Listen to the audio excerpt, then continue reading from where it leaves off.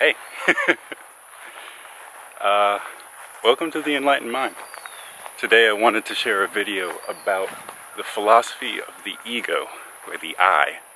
Not the I am, because that's pretty different. But, ooh, look at that. Ain't she beauty?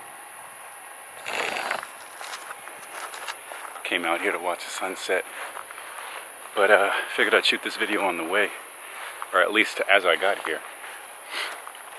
So basically, talking about the ego, this is a really common topic and a whole lot.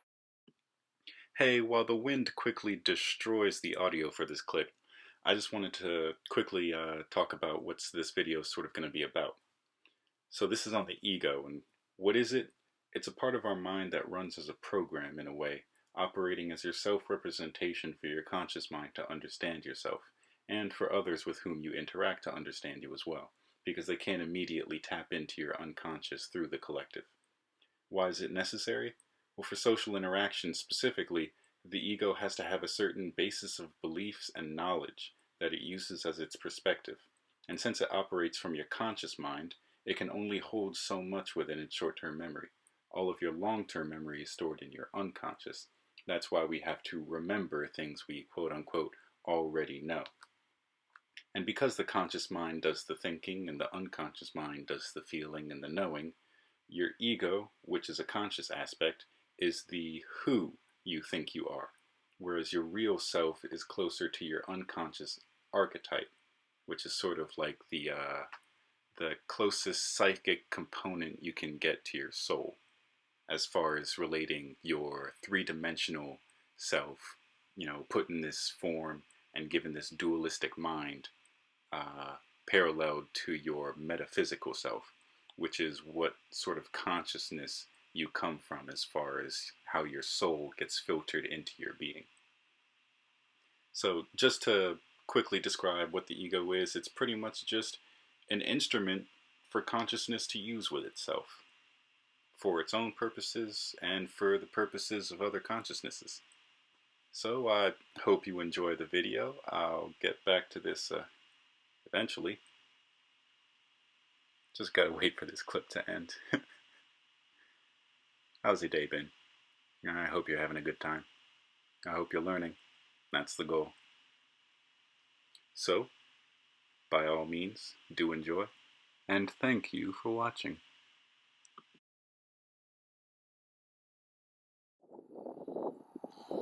Absolutely amazing. Yeah. So the ego, consciousness, it's a thing for itself, in itself, because itself. What does it do? Well, it interacts, pretty fundamentally. The ego being your mind sense of self, your I, holds all of your beliefs. It's practically made up of your belief system. And this is really significant for two reasons. One, your ego doesn't like to change. It's not really that hard to notice either. Your ego is very resistant to change, very resistant to sort of breaks in routine, even if you hate monotony, which is kind of a weird thing, at least in my opinion. But another thing about the ego, as far as beliefs go, is it's all of your beliefs about yourself as well. Within your experience, it's the memories of where you came from, everything you've been through, and all of the things that are essential to who you are. That's beliefs held by the ego.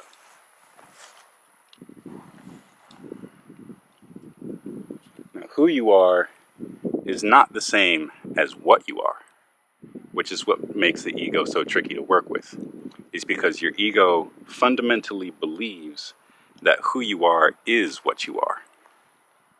Even if you subconsciously know that your consciousness is not reflected in your ego. Even if you subconsciously know that consciousness sort of, I like to say, permeates reality.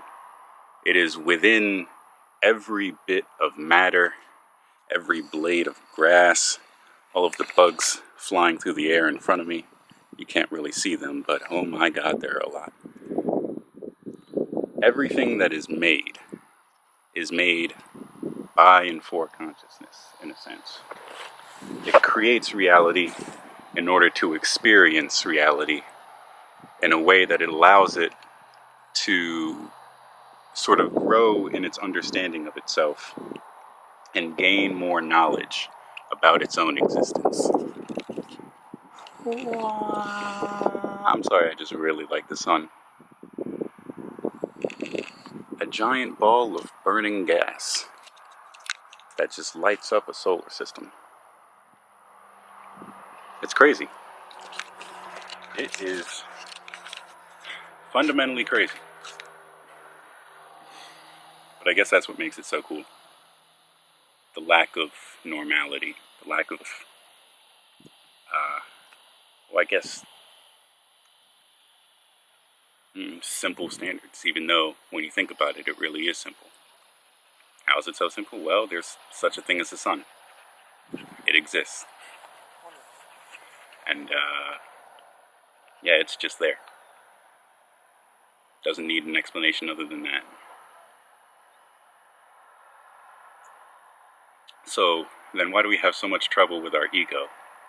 You know, if the sun is a natural thing that just exists, and consciousness and our own beings are just natural things that just exist, why do our lives seem so turbulent and chaotic? Well, like I said, the ego doesn't like to change. It wants a stable structure. It wants to find out what the problem is, create a solution, put the solution into place, and be done with it. It wants to check things off, make a little list. But that's not how the world works. The reason our lives are so turbulent, the reason so many people get into so much trouble with their own ego, whether they can't control it or whether they try to control it too much, which is basically admitting you can't control it, but refusing to, be natural. The ego is almost a dualistic opposite from reality itself. It is a singular thing that doesn't necessarily recognize the identity of anything else and fundamentally believes that it is the essence of its existence. It has to, really. I mean, if we were people walking around and I didn't believe that Aaron Detiege was who I was while I was talking to you, then I could just do anything. I'd really be chaotic. And what the ego is meant to do is it's supposed to, be that structuring agent, that sort of masculine side of, I guess, the dualistic balance between order and chaos within our minds. If our unconscious minds are a lot closer to reality, ooh, Jesus. If our unconscious minds are a lot closer to reality, in the sense that they're more natural, more along the lines of sort of the essence of everything else, the constant state of change that basically defines our being, then the ego is sort of a dualistic counterpart to that. Not necessarily the opposite, because the ego can change. If the ego were truly the opposite, it would only ever be one thing and one thing only. But what ego death is sort of the sign of the ego shutting down. And it happens every time we go to sleep, anytime we sort of come to a personal realization about something, anytime you, say, have a psychedelic experience or some other sort of transformative, ineffable kind of awakening to a new state of being, This can be defined as an ego death. An ego death is basically just one process, or one step in the process, rather, of ego formation or reformation. What it is basically is how your ego handles basically its side of your mind just, refreshing and sort of revitalizing, not necessarily revitalizing, but adjusting itself with its experience in mind to better adapt to future experiences. So I'm going to have to bring time into this little psychological and metaphysical talk, because the ego is an aspect of our three-dimensional experience. A sense of self necessarily isn't necessarily a part of our three-dimensional experience, but the ego as we know it, sort of as humans, it's because we're humans, and humans are three-dimensional things. So, basically what happens is you have people. They're going around, they're doing their little people things, having their little people lives. They need a way to interact with other things and other people so that their unconscious mind doesn't just randomly, basically go off on a whim and do whatever it wants that may or may not end up hurting the individual. Because after all, if we're living three-dimensional experiences, we might want to, keep ourselves intact, because, excuse me a moment. Breaking your three-dimensional form is kind of a bad thing if you want to maintain your three-dimensional existence. And I mean, we are here to have experiences. We are here to live a life. And so our ego is one part of that. So, in this sort of process we go through, the ego gathers experiences and collects all of this as memory and knowledge. If you want to think about it as a computer, literally think about it as storage, just memory storage. And your ego is your CPU, basically. Not exactly, but maybe I shouldn't use that analogy. But it gathers experience, gives it to the unconscious mind, which stores it, has a little personal bank of all of the experience and knowledge that you've gained in your own lifetime. And then it goes on, or not goes on, but it also has its evolutionary knowledge. Everything that your unconscious mind, which is part of the, or rather everything that your collective unconscious, which is part of your own unconscious mind, has gathered from the evolutionary knowledge and experience of all things it has ever been connected to from the very first living organism it originated from. And this is basically kind of what our inner knowing is. It's part of it, at least, the collective unconscious. Because consciousness itself is big. As I said, it creates the reality we experience.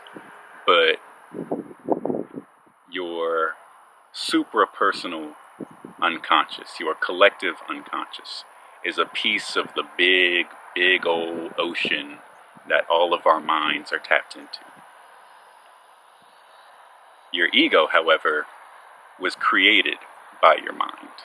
It is an abstraction based on your experiences. And so basically its purpose is to serve as, say, your messenger or your emissary. It goes out and it does the things for your unconscious mind. Your unconscious mind can be sort of analogously related to the master. Basically, it is really what you are. Even on a soul level, your unconscious mind is a lot closer to your natural essence than your ego. Your ego, as I said, is an abstraction. It's based on your belief systems. Beliefs about reality, beliefs about your own experience, and beliefs about what you are in your experience.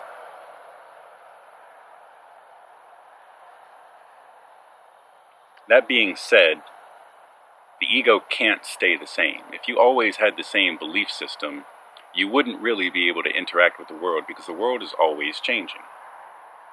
And, well, if the world is always changing, but you always believe it's the same, you're gonna run into problems pretty fast.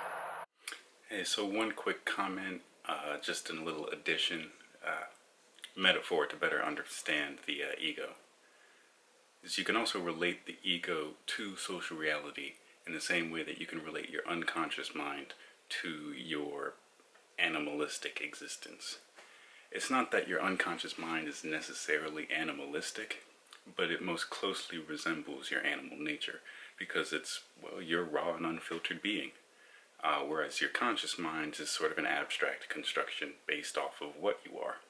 You know, it's this little persona, this facade demonstrating who you are, so that other who's can interact with you. And in the same way that social reality, like politics, society, it's all abstracted, it's all a construction. You know, that's why we get into so many issues and so many problems with it, as far as like restricting freedom of expression goes, is because it's not natural, it's artificial. And our conscious minds are kind of artificial in the same way that we make them. You know, we don't actually spend the time putting it together. Our unconscious mind does that, and our conscious minds make social reality in the same way that consciousness tries, or rather, our conscious minds try to make social reality. Sorry. Our conscious minds try to make social reality in the same way that our consciousness and our unconscious mind makes reality. So I just wanted to give that little metaphor, that sort of analogy to help explain what the ego is, and to not miss any steps, because honestly, that helped me figure out how to sort of handle the ego and how to go about understanding what it is and how it relates to our unconscious mind and, you know, our sort of dualistic nature in a better aspect. So, yeah. Hey. So back to ego reformation. I took a huge tangent, but ooh, that's a nice hawk. So, you're going out into the world. You have experiences. You run into problems. The ego can fix and solve some of these problems, however, not all. For some of them, the ego needs to change in order for the unconscious mind to incorporate adjustments into the conscious mind, so that when the conscious mind goes out into the world to interact with the world and other forms of consciousness, it doesn't run into its own blocks and brick walls and stuff. And ego reformation really is just a process of getting over your own conscious blocks, because there are subconscious blocks, and those take some working with to get through. However, conscious blocks, which are basically just the limitations of your ego's belief system, are its own kind of thing. What else? Right, so basically, whether it's a psychotic break or just a simple change in beliefs, the ego basically gets shut down for a second and then re-uploaded with a new belief system and says, hey guys, I'm back and I'm better than ever. Big old rocks. Man, they got big old rocks. Imagine having a piece of quartz or something like that big in your backyard for you to sit on and meditate. Man, that'd be insane.